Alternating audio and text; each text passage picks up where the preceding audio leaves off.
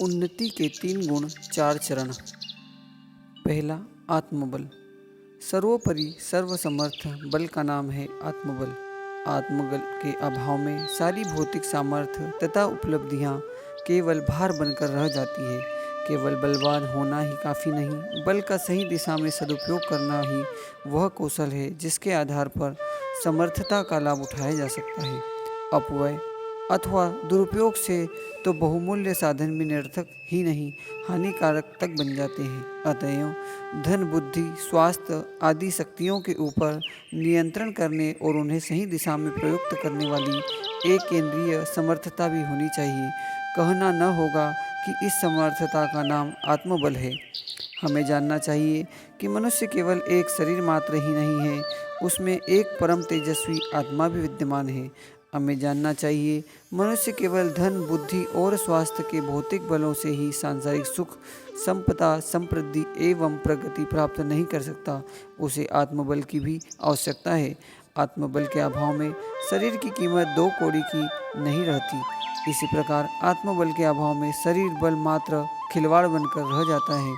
वह किसी के पास कितनी ही बड़ी मात्रा में क्यों न हो, उससे सुखानुभूति नहीं मिल सकती। वे केवल भार, तनाव, चिंता एवं उद्वेग का कारण बनेंगे और यदि कहीं उनका दुरुपयोग होने लगा तब तो सर्वनाश की भूमिका ही सामने लाकर खड़ी कर देंगे। आदर्शों और सिद्धांतों पर अड़े रहने, किसी भी प्रलोभन और कष्ट के दबाव में कुमार्ग पर पग न बढ़ाने, अपने आत्मगौरव के अनुरूप सोचने और दूरवर्ती भविष्य के निर्माण के लिए आज की असुविधाओं को धैर्य और प्रसन्न चित्त से सह सकने की दृढ़ता का नाम आत्मबल है।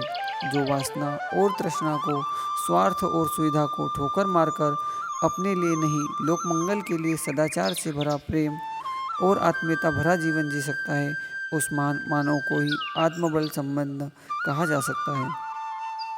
चरित्र के धनी, करुणा, दया से परिपूर्ण, हृदय उदारता और आत्मीयता से ओतप्रोत व्यक्तित्व आत्मबल के ही प्रतीक है। संसार उनकी उपस्थिति से सुगंधित, सुरभित है, समुन्नत और व्यवस्थित होता है। वे अपनी सामर्थ्य से दिशाएं बदलने और हवाएं पलटने में समर्थ होते हैं। आत्मबल वह क्षमता है जिसका जितना अंश मनुष्य के पास होगा उतना ही वह अपने विवेक को सजग कर सकने में समर्थ होगा। विवेक ही वह सत्ता है जो धन, बुद्धि, स्वास्थ्य आदि की भौतिक शक्तियों को नियंत्रण में रखकर उन्हें सन्मार्ग बनाती है, सदुद्देश्य और सत्प्रयोजनों में प्रवृत्त करती है। पुरुषार्थ में सबसे बड़ा पुरुषार्थ अपने गुण, कर्म, स्वभाव को सुसंस्कृत बनाना है। जिससे अपने को सुधार लिया, उसकी सारी सुलझने और उलझने सुलझ जाती हैं। जिसने अपना निर्माण कर लिया, उसके लिए हर क्षेत्र में सफलता हाथ बांधे खड़ी होगी। उन्नति और सुख समृद्धि के लिए आकांक्षा करना उचित है, पर इसके लिए आवश्यक क्षमता एवं योग्यता को जुटाना भी आवश्यक है। बाह्य परिस्थितियों में चाहे जितनी ही अनुकूलता क्यों न हो, पर व्यक्ति यदि भीतर से खोखला है तो उसे प्रतिकूलता का सामना करना ही पड़ेगा। इसलिए अभीष्ट मार्ग पर सफलता प्राप्त करने के लिए बाह्य उपकरण जुटाने के लिए साथ साथ आंतरिक सुधार के लिए भी प्रयत्नशील रहना चाहिए। यह भूल नहीं जाना चाहिए कि दुर्गुणी व्यक्ति कोई क्षणिक सफलता भले ही प्राप्त कर ले, उसे अंततः असफल ही रहना पड़ता है। सत्याग्रही शहीद इसी श्रेणी में आते हैं। गांधी के सत्याग्रही लाठी खाते रहे, पर एक एक कर आगे आए, झंडे को झुकने न दिया, सीने पर गोलियां खाई, जेल भरते चले गए और अंततः अनाचारी शासन को विवश कर दिया कि वह देश को स्वतंत्रता वापस दे। शिवाजी के छापा मार अपनी नीति में पूरी तरह सफल रहे। संख्या बल में थोड़े, वे कैसे सोचते कि अपने शत्रु से जूझ जाए, पर न केवल उन्होंने उस नीति से पश्चिमी घाट के अनेक किले जीते, खंड खंड में टूटे भारत को संघर्ष की एक शिक्षा भी दी। उन्हीं के समकालीन थे बुंदेलखंड के संपतराय छत्रसाल के पिता। वे अपनी नीति में अपने राज्य में असफल रहने पर शिवाजी से सीख लेकर आए, धैर्यपूर्वक अपने आप को संगठित किया, फिर जीतकर ही चैन पाया। स्वतंत्रता आंदोलन के शहीद उंगली पर गिने जाने योग्य थे। सामने ब्रिटिश साम्राज्य व पराधीन भारत का सोया जनमानस था, पर उन्होंने घाटा उठाया, अपनी जान की बलि दे दी, स्वतंत्रता का पथ प्रशस्त किया उनकी इस धर्मनिष्ठा को आने वाले वर्षों तक याद रखा जाता रहेगा। दूसरा है आत्मविश्वास। संसार के समस्त अग्रणी लोग आत्मविश्वासी वर्ग के होते हैं। अपनी आत्मा में अपनी शक्तियों के आस्थावान रहकर कोई भी कार्य कर सकने का साहस रखते हैं और जब भी जो भी कार्य अपने लिए चुनते हैं पूरे संकल्प और पूरी लगन के साथ उसे पूरा करके छोड़ते हैं। वे मार्ग में आने वाली किसी भी बाधा अथवा अवरोध से विचलित नहीं होते। आशा, साहस, उद्योग उनके स्थायी साथी होते हैं। किसी भी परिस्थिति में वह उसको पास से जाने नहीं देते। आत्मविश्वासी सराहनीय कर्मवीर होता है। वह अपने लिए ऊंचा उद्देश्य चुन ही लेता है। हेयता, दीनता अथवा निकृष्टता उसके पास भटकने नहीं पाती। नित्य नए उत्साह से अपने कर्तव्य पथ पर अग्रसर होता है। नए नए प्रयत्न और प्रयोग करता है। प्रतिकूलताओं और प्रतिरोधों से बहादुरी के साथ टक्कर लेता है और अंत में विजयी होकर श्रेय प्राप्त कर लेता है। आत्मा अनंत शक्तियों का भंडार होती है। संसार की कोई ऐसी भी सामर्थ्य नहीं जो इस भंडार में न होती हो भी क्यों ना। आत्मा परमात्मा का अंश जो होती है। सारी शक्तियाँ, सारी सामर्थ्य और सारे गुण उस एक परमात्मा में ही होते हैं और उसी से प्रभावित होकर संसार में आते हैं। अस्तु अंश आत्मा में अपनी अंशी की विशेषताएं होनी स्वाभाविक है। आत्मा में विश्वास करना परमात्मा में विश्वास करना है। जिसने आत्मा के माध्यम से परमात्मा में विश्वास कर लिया, उसका सहारा ले लिया, उसे फिर किस बात की कमी रह सकती है। ऐसे व्यक्ति के सम्मुख शक्तियाँ दासियों के समान उपस्थित रहकर अपने उपयोग की प्रतीक्षा किया करती हैं। जीवन के सभी क्षेत्रों में सफल होने के लिए आत्मविश्वास की आवश्यकता होती है। अच्छे से अच्छा तैराक भी आत्मविश्वास के अभाव में किसी नदी को पार नहीं कर सकता। वह बीच में ही फंस जाएगा, नदी के प्रवाह में बह जाएगा अथवा हाथ पैर पटक कर वापस लौट आएगा। जीवन में भी अनेक कठिनाइयाँ, उलझने, अप्रिय परिस्थितियाँ आती रहती हैं। इस झंझावातों में कठोर चट्टान की तरह अपनी राह पर अडिग रहने के लिए आत्मविश्वास की आवश्यकता होती है।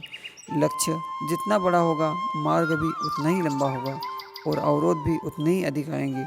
इसलिए उतने ही बल आत्मविश्वास की आवश्यकता होगी। संसार भी आत्मविश्वासी का समर्थन करता है।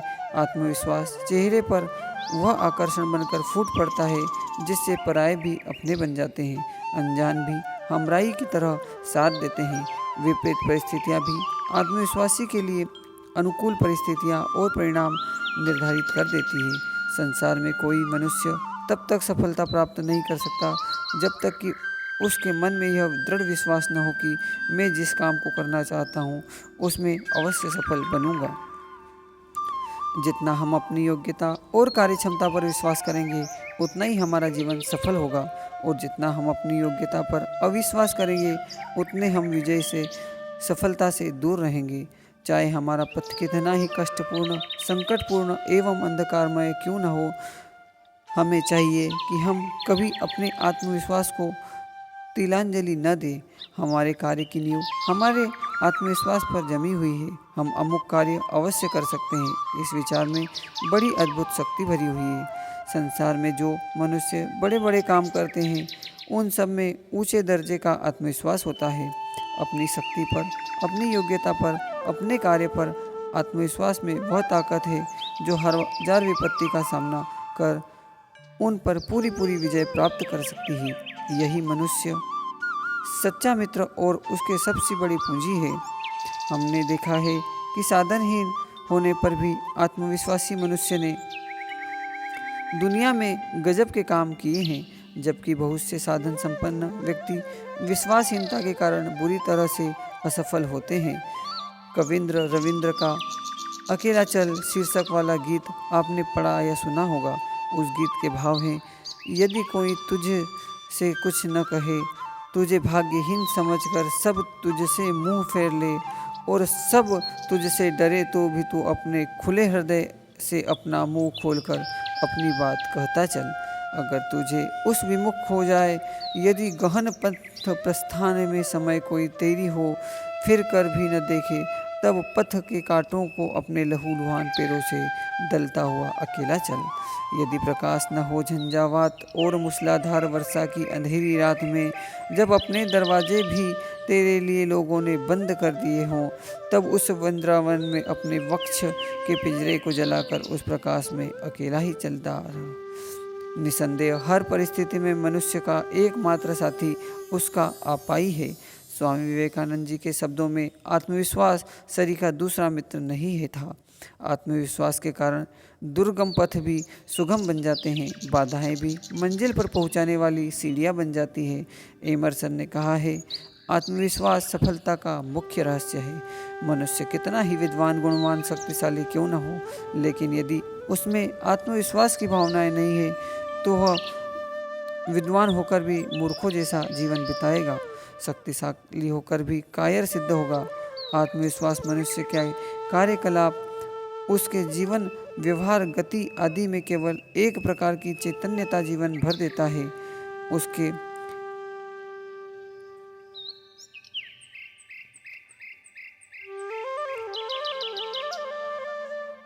उसके जीवन व्यवहार गति आदि में एक प्रकार की चैतन्यता जीवन भर देता है, उसके समस्त जीवन को प्राणवान बना देता है। ऐसा व्यक्ति दूसरों पर देखने मात्र से अपना प्रभाव डालता है और लोग उस पर विश्वास करने लग जाते हैं।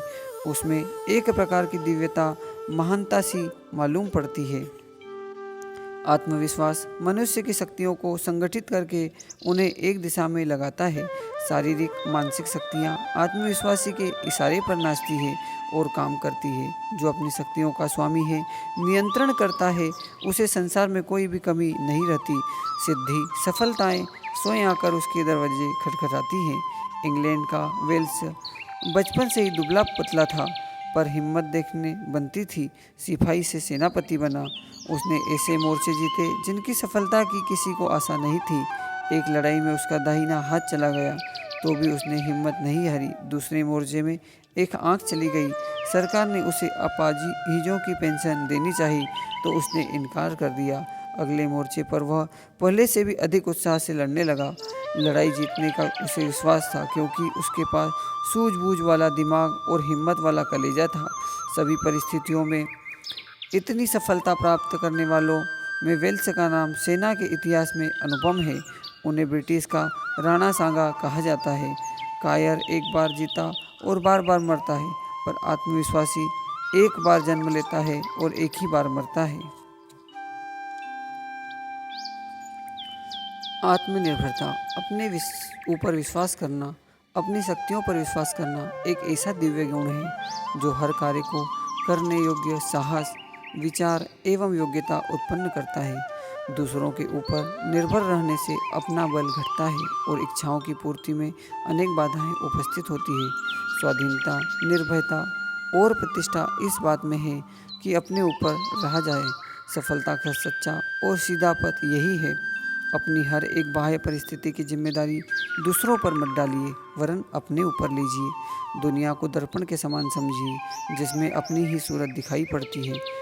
दूसरे लोगों में जो अच्छाइयाँ बुराइयाँ दिखाई पड़ती है, सामने जो प्रिय अप्रिय परिस्थितियाँ आती है, इसका कारण कोई और नहीं वरन आप स्वयं हैं। और उनमें परिवर्तन करने की शक्ति भी किसी और में नहीं वरन आप में है। मनोविज्ञान शास्त्र बताता है कि मनुष्य में यह एक बड़ी भारी त्रुटि है कि वह अपनी भूल या न्यूनता को स्वीकार नहीं करता, अपने ऊपर उत्तरदायित्व लेने को तैयार नहीं होता। अपने दोषों को दूसरों के ऊपर थोपने का प्रयास करके वह स्वयं निर्दोष बनता है। हम मानते हैं कि दूसरों में भी दोष हैं। अनायास अप्रिय परिस्थितियां भी सामने आती हैं, पर कांटों से आसानी के साथ बच निकलने योग्य विवेक की आंखें भी तो मौजूद है। अच्छाइयों के साथ बुराइयों से बच निकलने वाला बुद्धिमत्ता का काम है। ऐसी बुद्धिमत्ता तब आती है जब आत्मनिर्भरता के दृष्टिकोण को अपना लिया जाता है। आप किसी गुत्थी को सुलझाने के लिए दूसरों की सहायता ले सकते हैं, पर उनके ऊपर अवलंबित मत रहिए। आप अपनी कठिनाइयों को सुलझाने का प्रयत्न करिए। जब तक आप दूसरों पर आश्रित रहते हैं, यह समझते हैं कि हमारे कष्टों को कोई और दूर करेगा, तब तक बहुत बड़े भ्रम में हैं। सारी समस्याओं को सुलझाने की कुंजी अपने अंदर है। दूसरों से जिस बात की आशा करते हैं, उसकी योग्यता अपने अंदर पैदा कीजिए, तो अनायास ही बिना मांगे ही वह इच्छा पूरी होगी और होने लगेगी। आप चाहते हैं कि आपको बीमारी न सताए, तो स्वास्थ्य के नियमों पर दृढ़तापूर्वक चलना आरंभ कर दीजिए। आप चाहते हैं कि लोग आपका लोहा माने, तो शक्ति संपादन कीजिए। आप चाहते हैं कि प्रतिष्ठा प्राप्त हो, तो प्रतिष्ठा के योग्य कार्य कीजिए। आप चाहते हैं कि ऊंचा पद हो, तो उसके लिए योग्य गुणों को एकत्रित करिए। धन, बुद्धि, बल, विद्या चाहते हैं तो परिश्रम और उत्साह उत्पन्न करिए। जब तक अपने भीतर वे गुण नहीं हैं जिनके द्वारा मन की इच्छाएं पूरी हुआ करती है, तब तक यह आशा रखना व्यर्थ है कि आप सफल मनोरथ हो जाएंगे। संसार में सफलता प्राप्त करने की आकांक्षा के साथ अपनी योग्यता में वृद्धि करना भी आरंभ कीजिए। अपने भाग्य को जैसा चाहे वैसा लिखना अपने हाथ की बात है। यदि आप आत्मनिर्भर हो जाए, जैसा होना चाहते हैं उसके अनुरूप अपनी योग्यता बनाने में प्रवृत्त हो जाए, तो विधाता को विवश होकर आपकी मनमर्जी का भाग्य लिखना पड़ेगा। आत्मनिर्भर व्यक्ति कभी भी बड़ी बड़ी कल्पनाएं नहीं बनाता। वह केवल उतना ही सोचता है जितना उसे करना होता है और जितना कर सकने की उसमें शक्ति होती है। वह अच्छी तरह जानता है कि उसे अपना काम स्वयं अपनी शक्ति से करना है, उसे किसी दूसरे के भरोसे नहीं रहना है। संसार में इतना अवकाश किसे रहता है जो दूसरों की समस्याओं के समाधान में रुचि दिखाए। जो आत्मनिर्भर है, आत्मविश्वासी तथा आत्मनिर्णायक है, जिसके पास अपनी बुद्धि और विवेक है, उसका ही जीवन सफल एवं संतुष्ट होता है। स्वावलंबी को किसी काम के लिए किसी दूसरे का मुंह नहीं ताकना पड़ता। वह अपने पथ के रोड़े खुद अपने हाथ से हटाता हुआ आगे बढ़ता चला जाता है। आत्मनिर्भरता तथा आत्मविश्वास ऐसे दिव्य गुण हैं जिनको विकसित कर लेने पर संसार का कोई भी कार्य कठिन नहीं रह जाता। यदि आप जीवन में सफलता, उन्नति, संपन्नता एवं समृद्धि चाहते हैं तो स्वावलंबी बनिए। अपना जीवन पथ खुद अपने हाथों प्रशस्त कीजिए और उस पर चलिए भी अपने पैरों से। निसंदेह यदि आप निष्कलंक, निर्भीक और निर्विघ्न जीवन के बीच सुख समृद्धि का सुख लेना चाहते हैं, तो आत्मनिर्भर बनिए। अपना काम आप करिए, अपनी शक्तियों पर पूरा विश्वास कीजिए और कभी किसी बात के लिए किसी दूसरे पर यथासंभव निर्भर न रहिए। आप अवश्य अपने लक्ष्य में सफल होंगे, मनोवांछित जीवन के अधिकारी बनेंगे। परावलंबी अथवा पराश्रित रहकर आप दुनिया में कुछ न कर सकेंगे। मनुष्य की शोभा आश्रित बनने में नहीं, आश्रय बनने में है। जब संसार में अन्य लोग आगे बढ़ सकते हैं, उन्नति कर सकते हैं, तब क्या कारण है कि उन्हीं की तरह हाथ पांव तथा बुद्धि विवेक पाने पर आप सफल एवं समृद्ध नहीं हो सकते। सामान्य स्थिति से ऊपर उठने के लिए हर व्यक्ति को प्रचुर मात्रा में स्वतंत्रता विधाता द्वारा प्राप्त है। समझदारी, ईमानदारी, जिम्मेदारी, बहादुरी, ये चार विभूतियाँ ऐसी हैं जिनका सदुपयोग सुनियोजन कर हर व्यक्ति प्रगति की दिशा में आगे बढ़ता रह सकता है। वस्तुतः ये आत्म उन्नति के चार चरण हैं। इन्हें अपनाने के लिए हमें जागरूकता, तत्परता और तन्मयता पूर्वक निरंतर प्रयत्नरत रहना चाहिए।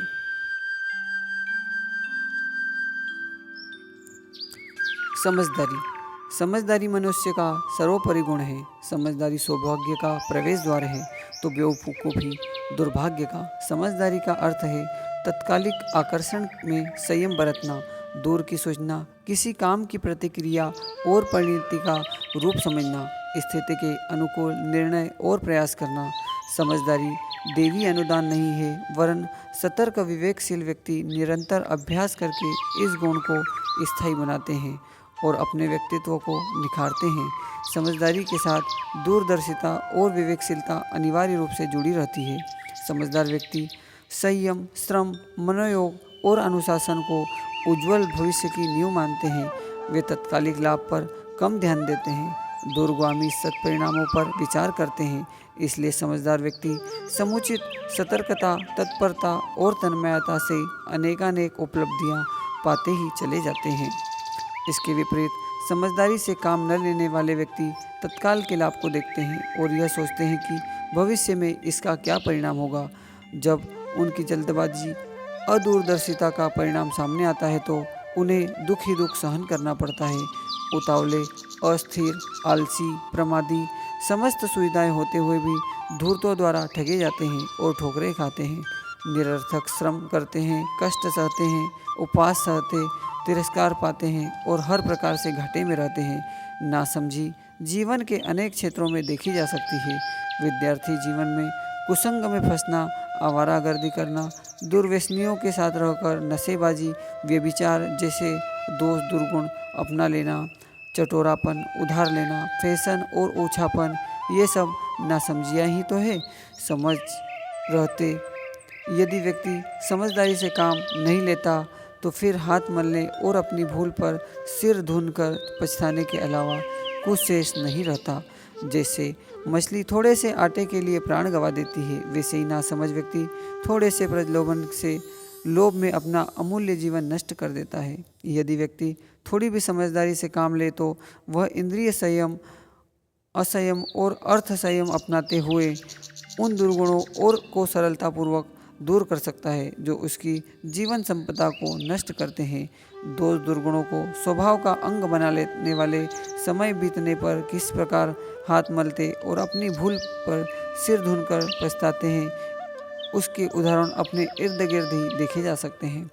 समझदार फूंक फूंक कर कदम रखते हैं, गुण दोष पर विचार करते हैं, अनुचित के लिए दृढ़तापूर्वक ना बोलते हैं, उचित को आत्मिक विकास के लिए एकांकी शिक्षित के आधार पर अपनाते हैं, संकल्प और साहस के साथ निश्चित रहकर उद्देश्य पथ पर चलते हैं तो लक्ष्य पर पहुंचकर रहते हैं।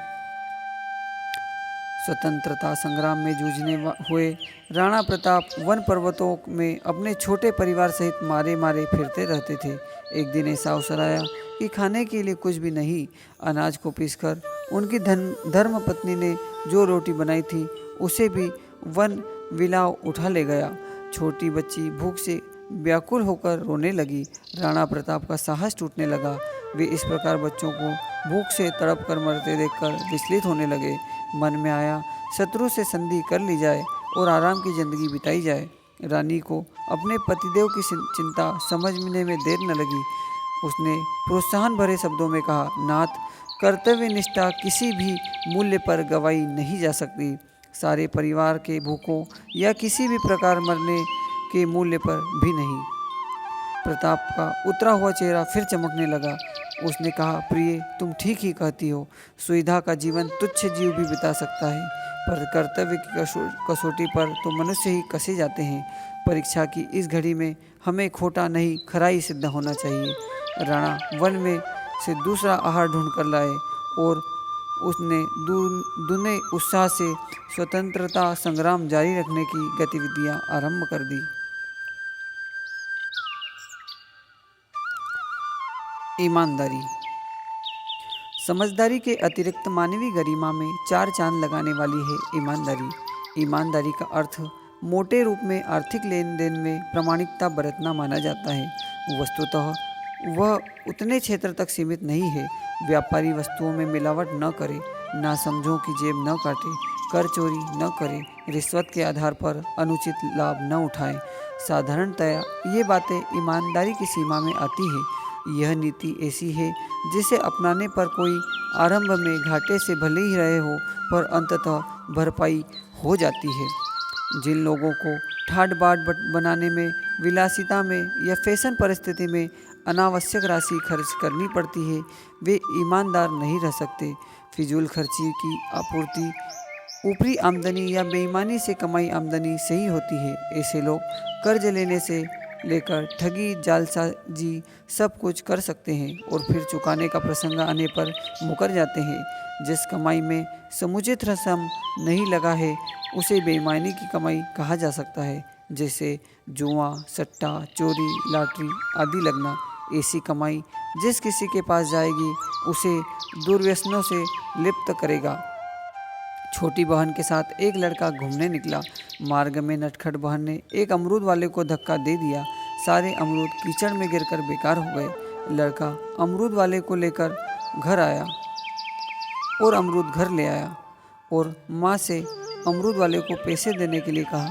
माँ बहुत झल्लाई और पैसे नहीं दिए तो उस लड़के ने अपने नाश्ते के पैसे देकर दंड की भरपाई की और अंत खुद 1.5 महीने तक नाश्ता नहीं किया। यही बालक आगे चलकर नेपोलियन बोनापार्ट बना। श्री चमनलाल सीतलवाड़ मुंबई की किसी फर्म में काम करते थे। एक मामले में बचने के लिए एक आदमी उसके पास आया और 1 लाख रुपए की रिश्वत देने लगा, पर श्री सीतलवाड़ ने उसे स्वीकार कर लिया। उस व्यक्ति ने कहा, इतनी बड़ी रकम कोई न देगा। श्री सीतलवाड़ हंसे और बोले, देने वाले तो बहुत होंगे, पर इनकार करने वाला मुझ जैसा ही मिलेगा। यही सीतलवाड़ एक दिन बम्बई विश्वविद्यालय के कुलपति नियुक्त हुए। ईमानदार हमें अपने प्रति, भगवान के प्रति, परिवार के प्रति व समाज के प्रति भी रहना चाहिए। हम अपनी आत्मा के दरवाजे में झूठे बेईमान साबित न हो। जैसे भीतर है वैसे ही बाहर रहें। छल कपट, झूठ कपट, फरेब किसी भी प्रकार हमारे भीतर प्रवेश न करे। वह पारिवारिक जिम्मेदारियां के प्रति हम अपना फर्ज निभाएं। ईमानदारी बरतना सरल है, जबकि बेईमानी करने वाले को अनेक प्रपंच रचने और छल अपनाने पड़ते हैं। स्मरण रखने योग्य तथ्य यह है कि ईमानदारी के सहारे ही कोई व्यक्ति प्रामाणिक और विश्वासी बन पाता है। वह जन जन का स्नेह, सहयोग, सम्मान पाता है। बेईमान व्यक्ति भी चाहेगा कि उसका नौकर ईमानदार हो। इससे स्पष्ट है कि ईमानदार की सामर्थ्य और आवश्यकता कितनी बड़ी चढ़ी है। इसकी प्रतिष्ठा और गरिमा अंत तक बनी रहती है। झूठों की बेईमानी तो काठ की हांडी की तरह एक बार ही चढ़ती है। अगला है जिम्मेदारी। जिम्मेदारियाँ भगवान ने मनुष्य को अनेक रूपों में सौंपी है। समाज ने भी उसे मर्यादाओं और वर्जनाओं के अंकुश लगाने को मानने के लिए बाधित किया है। इन सब की जो अवज्ञा करता है उसे उद्दंड, उच्छृंखल माना जाता है। हर व्यक्ति शरीर रक्षा, परिवार, समाज निष्ठा, अनुशासन का परिपालन जैसे कर्तव्य से बंधा हुआ है। जिम्मेदारियों को निभाने पर ही मनुष्य का शौर्य निखरता है, विश्वास बनता है और विश्वसनीयता के आधार पर वह व्याख्या बनने लगती है जिसके अनुसार उन्हें जिम्मेदारियाँ सौंपी जाए। प्रगति के उच्च शिखर पर पहुँचा और सुयोग खींचता चला जाए। लोग उन्हें आग्रहपूर्वक बुलाए और सिर माथे पर चढ़ाए। जिम्मेदार लोगों का ही व्यक्तित्व निखरता है और बड़े पराक्रम वे ही कर पाते हैं। देशद्रोही कृष्णराव अलाउद्दीन के लिए जासूसी कर रहा है। जब इस बात का पता उसकी पत्नी वीरमती को चला तो उसने अपने पति की हत्या कर दी। मरते हुए पति ने कहा, यह क्या किया वीरमती तुमने? भारतीय स्त्रियां ऐसा तो कभी नहीं करती। हाँ, तुम बिल्कुल ठीक कहते हो, पर भारतीय पुरुष भी तो कभी देशद्रोह नहीं करते। इस समय राष्ट्र की रक्षा ही मेरा धर्म है। पतिव्रत की बात तो यह अब लो। यह कहकर उसने खुद को भी कटार भोंक ली और पति के साथ सती हो गई। हर समझदार व्यक्ति की जिम्मेदारी है कि वह जिस प्रकार अपने शरीर और अर्थव्यवस्था का ध्यान रखे, इस प्रकार अपने प्रमुख उपकरण शरीर और मस्तिष्क को स्वस्थ व संतुलित बनाए रखे। शरीर भगवान की सौंपी हुई अमानत है। उसे यदि अनियमित और अव्यवस्थित न किया जाए तो पूर्ण आयुष्क तक निरोगी रहा जा सकता है। हमारी जिम्मेदारी है कि जिस प्रकार चोर को घर में नहीं घुसने दिया जाता, उसी प्रकार मस्तिष्क में अनुपयुक्त विचारों का प्रवेश न होने दे। गैर जिम्मेदारी का आभास यहीं से मिलता है कि व्यक्ति ने अपने शारीरिक व मानसिक स्वास्थ्य को गड़बड़ा तो नहीं दिया। नवयुवकों, तुम्हें भी ईश्वर ने विवेकशील मस्तिष्क और विशाल हृदय दिया है। अपनी जिम्मेदारियों निभाना सीखो। अपने देश, धर्म, समाज, संस्कृति से संबंधित अपने संपर्क क्षेत्र को भौतिक दृष्टि से समुन्नत और भावना की दृष्टि से सुसंस्कृत बनाने का प्रयत्न करो, क्योंकि तुम ही वर्तमान हो, तुम ही भविष्य हो। हमारा परिवार, समाज व राष्ट्र यशस्वी बने, यही तुम्हारी जिम्मेदारी है। बहादुरी। समझदार, ईमानदार व जिम्मेदार होने के साथ साथ मनुष्य को बहादुर होना भी चाहिए। साहसी और पराक्रमी व्यक्ति कायरों की तरह असफलता की आशंका और कठिनाइयों से भयभीत होकर अपने कर्तव्य छोड़कर बैठ नहीं जाते। जो करने योग्य है उसको करते हैं। ईश्वर ने मनुष्य को इतना कमज़ोर नहीं बनाया कि उसे दीनहीन बनकर जीना पड़े। मार्ग उन्हीं का अवरुद्ध रहता है जो अपने ऊपर भरोसा नहीं करते। कितने ही व्यक्ति आत्महीनता की ग्रंथि से ग्रसित होकर अच्छे खासे साधन होते हुए भी अपने आप को गया गुजरा मानते हैं। इस प्रकार के लोगों को ऐसा अभागा जानना चाहिए जिसने दारिद्र्य को निमंत्रण देकर बुलाया है और अपने सिर पर बिठा लिया है। बहादुरी इसी में है कि अगर तुम्हारे पास अल्प साधन ही है तो भी अपनी लगन, हिम्मत और मेहनत के बलबूते पर ऐसे काम कर दिखाओ जिसके लिए लोगों को आश्चर्यचकित होकर दांतों तली ऊँगली दबानी पड़े। अदूरदर्शिता के दुष्परिणाम सर्वविदित हैं। तात्कालिक आकर्षण आमंत्रित तो करते हैं, पर अपनी विवेक बुद्धि का सहारा लेकर उनसे बचा जा सकता है। रेगिस्तान में एक काफिला जा रहा था। शाम होते होते एक स्थान पर कुछ वृक्ष दिखे। वहीं पड़ाव करने का निश्चय किया। स्थान पर पहुंचने पर लोगों ने देखा कि एक पेड़ पर बहुत से अच्छे पके फल लगे हैं। सभी दौड़कर पड़े खाने की लालसा में। तभी सरदार ने रोक दिया। उसने कहा, कार्य करने से पूर्व विवेक का उपयोग करना चाहिए। यदि यह फल उपयोगी होते तो पहले वाले काफिला इन्हें समाप्त कर देता। पहले फलों की परीक्षा कर ले। परीक्षण किया तो पता चला कि फल जहरीले थे। हेलन केलर अंधी, बहरी, गूंगी तीनों ही व्यथाओं से पीड़ित थी, पर अपनी सूझबूझ और संकल्प बल के सहारे शिक्षा प्राप्त का कोई न कोई तरीका निकालती रही और बुद्धि कौशल के सहारे सफल होती रही। उसने अंग्रेजी में एमए पास किया और साथ ही अन्य भाषाओं लैटिन, फ्रेंच, जर्मनी आदि में भी प्रवीण थी। घरेलू काम भी भली भांति कर लेती थी। उसने कुशलता का उपयोग अपने लिए ही नहीं किया, वरन अपंगों की शिक्षा तथा स्वावलंबन के लिए सारे संसार में भ्रमण करके करोड़ों रुपया एकत्रित किया। उनकी विद्या से प्रभावित होकर कितने ही विश्वविद्यालयों ने डॉक्टरेट की मानक उपाधि दी। लोग उसे देखकर संसार का 8वां आश्चर्य कहते हैं। स्मरण रहे, बुराइयां संघर्ष के बिना जाती नहीं। संघर्ष के लिए साहस अपनाना अनिवार्य होता है। सभी जानते हैं कि बहादुरों की अपेक्षा कायरों पर आताताइयों के आक्रमण 1000 गुना अधिक होते हैं। कठिनाइयों से पार पाने और प्रगति पथ पर आगे बढ़ने के लिए साहस ही एकमात्र ऐसा साथी है जिसको साथ लेकर तुम अकेले भी दुर्गम दिखने वाले पथ पर चल पड़ने और लक्ष्य तक पहुंचने में समर्थ हो सकते हो। ओम भूर्भुवः स्वः तत्सवितुर्वरेण्यं भर्गो देवस्य धीमहि धियो यो नः प्रचोदयात्। ओम शांति।